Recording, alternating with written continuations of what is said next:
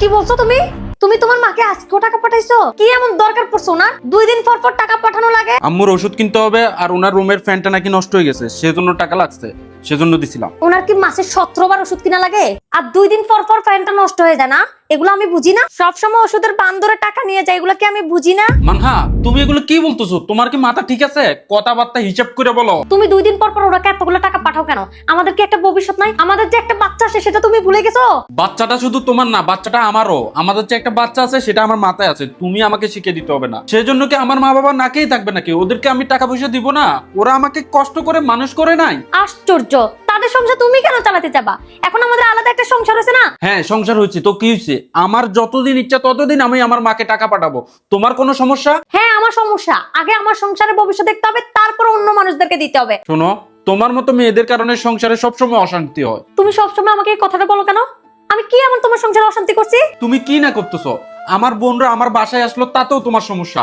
আমার মাকে যদি আমি টাকা পাঠাই সেটাও তোমার সমস্যা। মাঝে মধ্যে বন্ধু বান্ধবের সাথে একটু আড্ডা দিলে তাতেও তোমার সমস্যা। এভাবে হইলে তো তোমার সাথে আমি থাকতে পারবো না। হ্যাঁ, আমি তো সমস্যা করবোই। তুমি 2 দিন পর পর তোমার মা বাবাকে টাকা প্রয়োজনের চেয়ে বেশি দিবা, তোমার বোনদেরকে বাসা নিয়ে আসি খাওয়াইবা, তারপর বন্ধু বান্ধবের সাথে আড্ডা দিতে যাই টাকা নষ্ট করবা, রেস্টুরেন্টে যাই খাবা, সেভিং করবা না। সেটাই তো আমার সমস্যা। সেভ যদি না করো সংসারের উন্নতি কিভাবে হবে? 2 দিন পর একটা ফ্ল্যাট কিনতে হবে, বাসা ভাড়া দিয়ে আর কয়দিন থাকবো? আমার বাচ্চাটা রোজ রোজ রিক্সা করে স্কুলে যায়, কত কষ্ট হয়। একটা গাড়ি কিনতে হবে ওর জন্য, টাকা সেভিং না করলে কোথা থেকে কিনবা? শুনো, আমি তোমার সাপ সাপ একটা কথা বলে দিতেছি।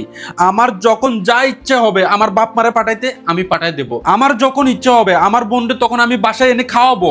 আমি বন্ধু বান্ধবের সাথে আড্ডাবাজি করব। তোমার যদি আমার সাথে থাকতে ভালো না লাগে তুমি যাও, আমারে ডিভোর্স দিয়ে চলে যাওগা। তুমি কি ফাইজলামি পাইছো? ডিভোর্স দিয়ে দাও মানে কি? হ্যাঁ, তো কি করবা? আমি তো তোমার সাথে থাকতে পারতেছি না। তোমার ব্যবহারে আমি অসহ্য হয়ে গেছি। আমিও থাকতে চাই না তোমার মতো ফালতু মানুষের সাথে।